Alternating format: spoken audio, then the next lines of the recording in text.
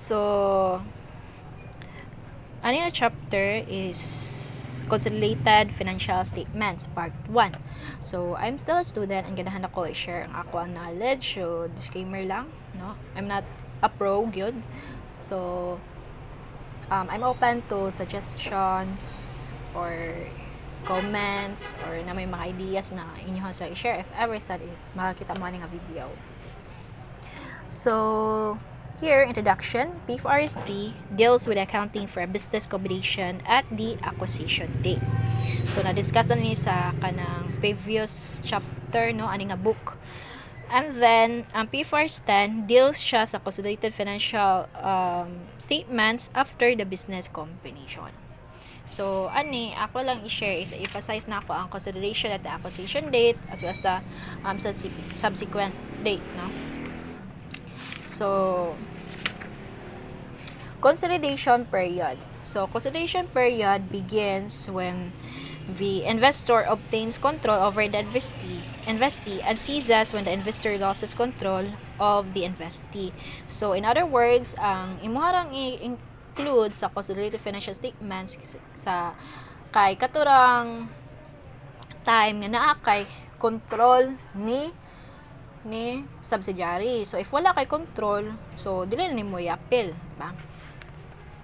So, next is the measurement. So, income and expenses. So, income and expenses of the subsidiary are based on the amounts of the assets and liabilities recognized in the consolidated financial statements at the acquisition date. So, for example, depreciation expense in the consolidated FS is based on the related assets acquisition date for value rather than its carrying amount in the subsidiary's accounting records.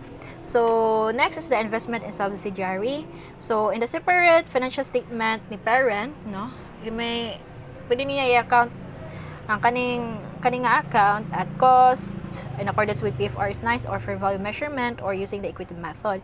But in the consolidated FS, so i-eliminate na ning investment in subsidiary account. So, next is the NCI. So, NCI means walay control si parent, no? Sa part sa percentage ni subsidiary. So, meaning na pay control si subsidiary, mga pila lang ka percentage. So, kaning NCI is a percent ni siya sa financial position within sa equity but separate sa equity sa owners of the parent. So, ang kaning NCI in net assets consists of the amount determined at the acquisition date plus the NCI's shares of changes in equity or changes in net assets because sa iyahang fair value adjustment. So, sabtalan ni sa illustration.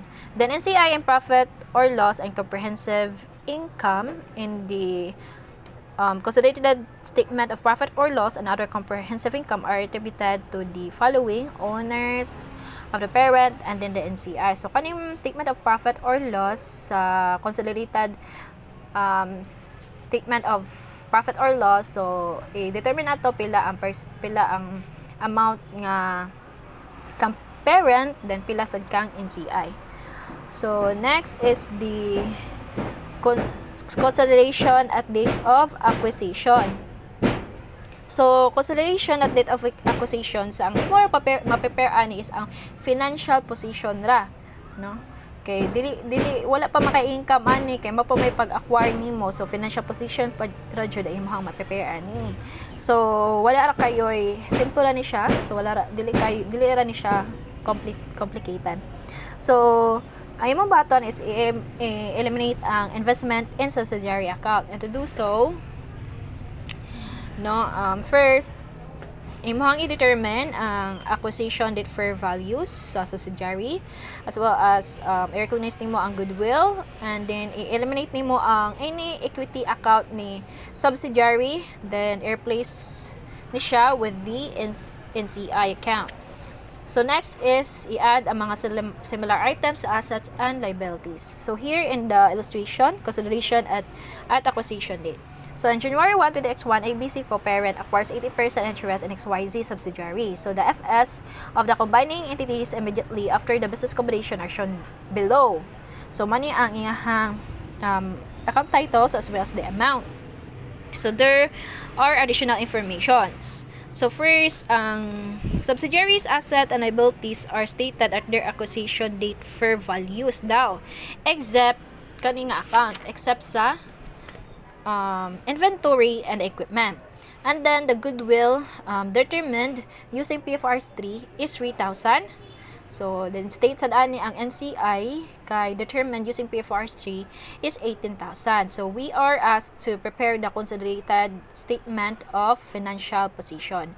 So step 1, so we eliminate the investment in subsidiary. So investment in subsidiary no di ba gikara siya, so gi-eliminate.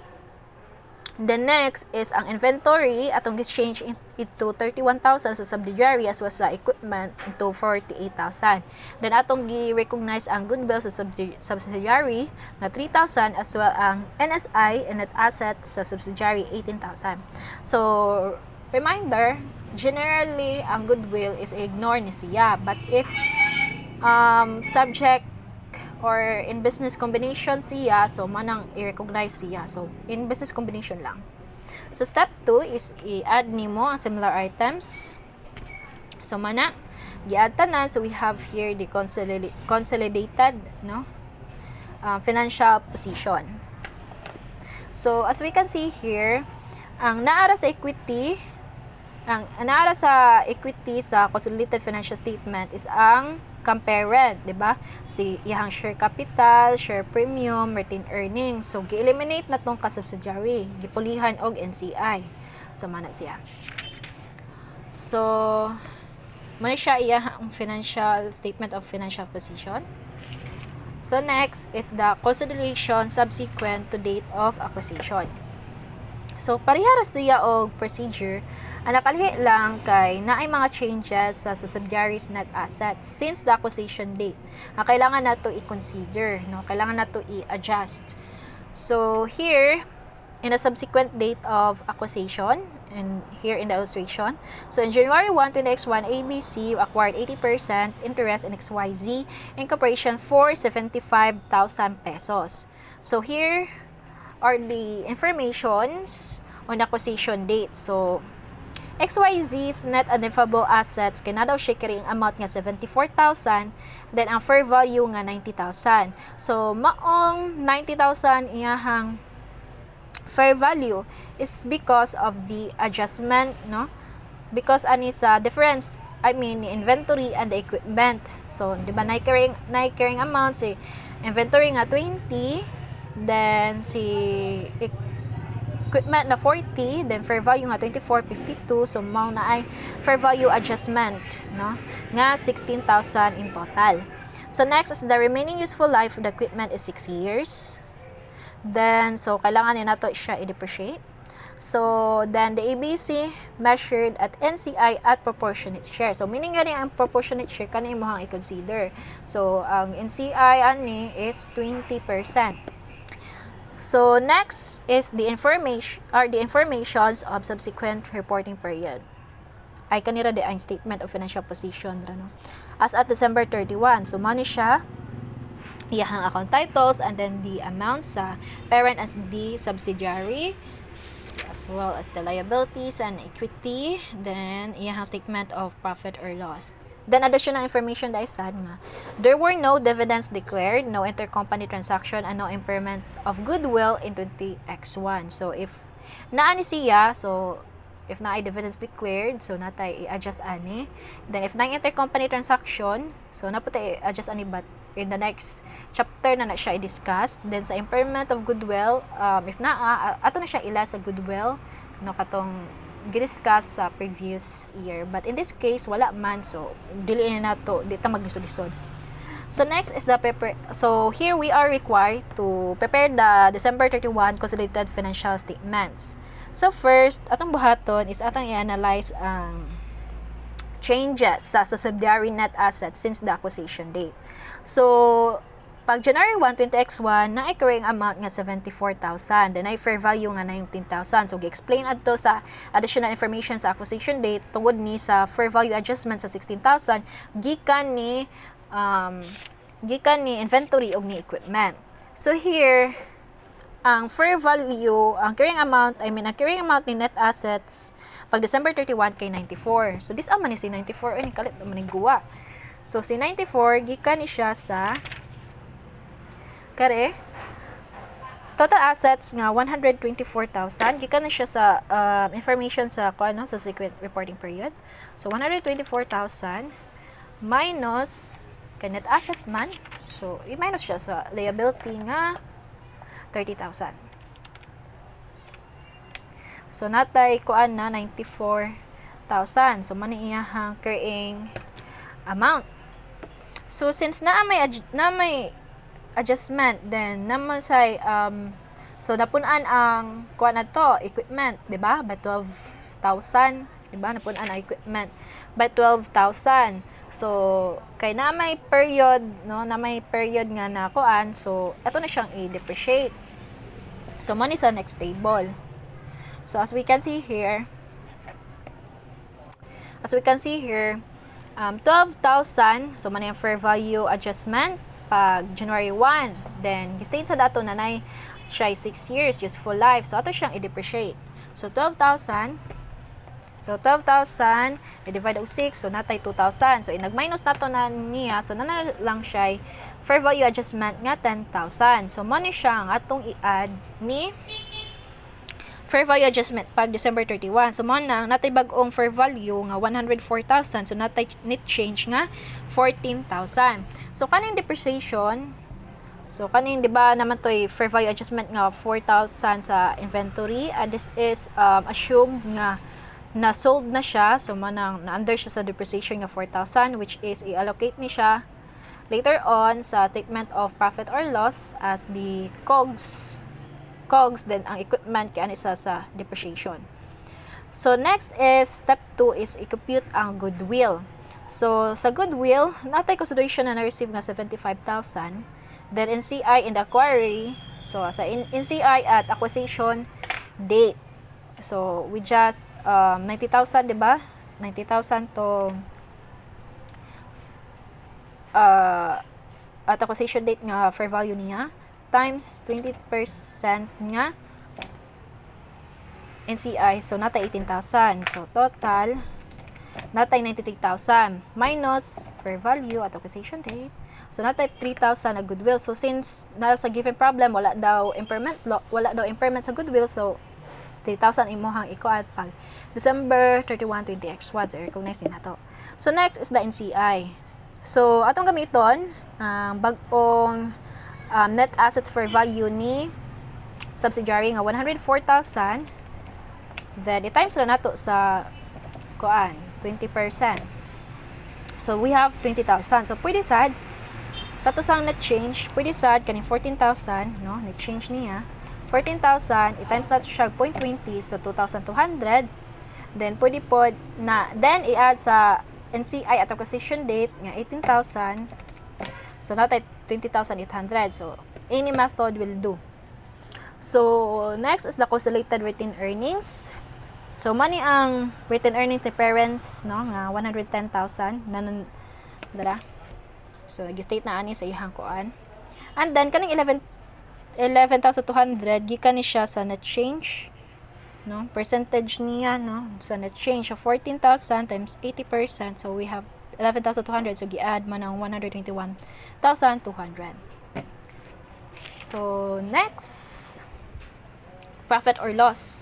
So profit or loss, so gi-add ang profit ni ABC o XYZ 80,000, then gi-minus ang depreciation, di ba? Depreciation nga 6,000 gikan ni 4,000 ug ni 2,000. Inventory or equipment, so 6,000. So natay gross ay natay consolidated profit nga 74,000.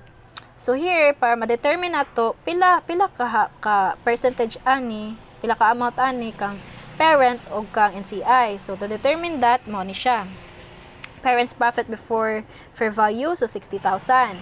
Then si consolidated si XYZ is na siya 20,000 na profit. So i-distribute ni siya, no, by its ownership interest. So 20,000 times 80%, so 16,000, then 4,000, as well ang iyang depreciation nga 6,000. 4,800, then 1,800, so mana 71,200, then 2,800.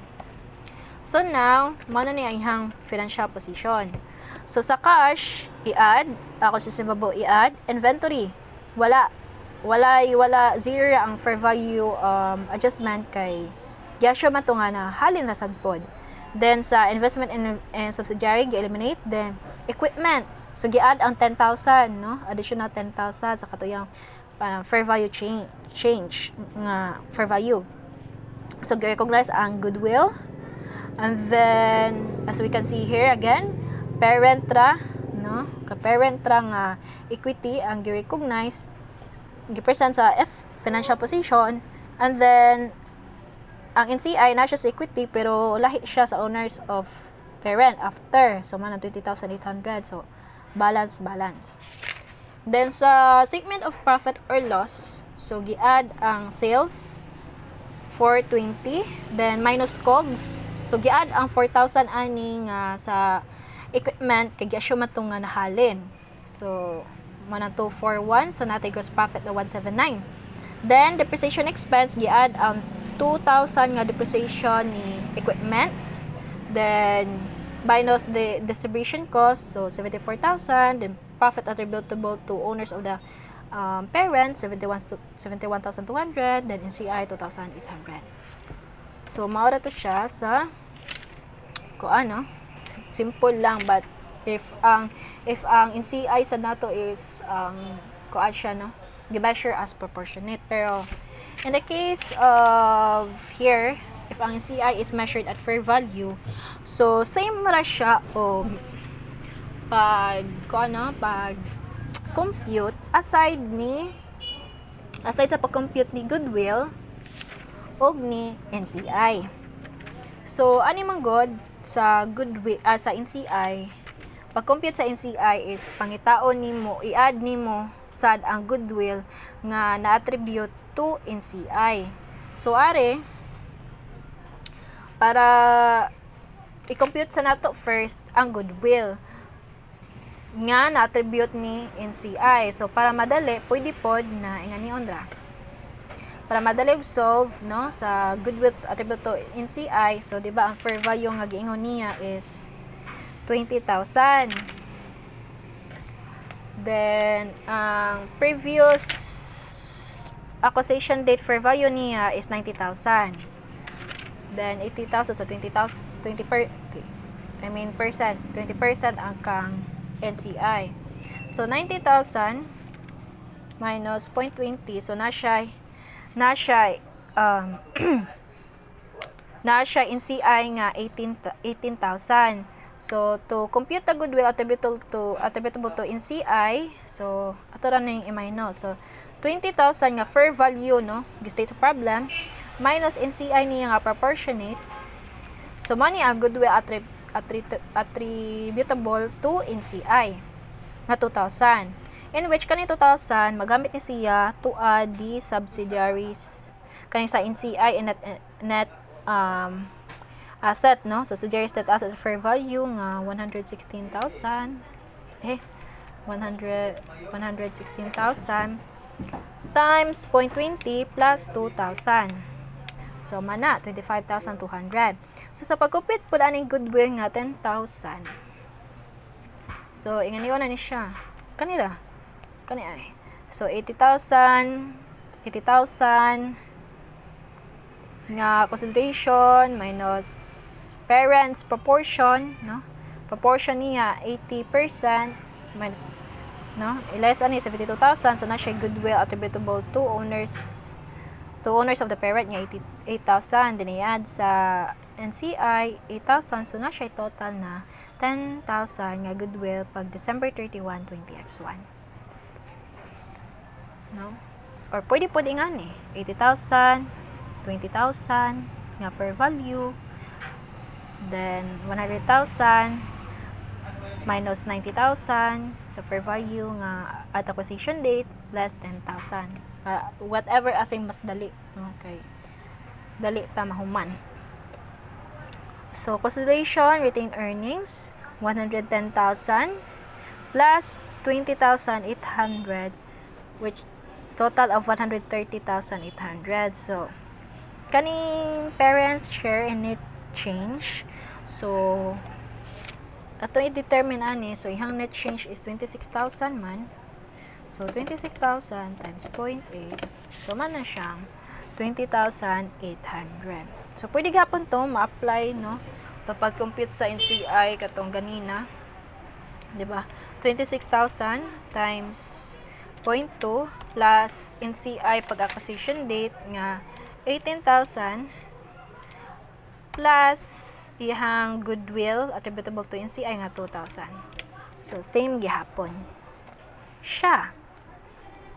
So pariharan na kaning pagkuha sa profit or loss, pariharan na sa katong last illustration, pariharan na nagpamaagi.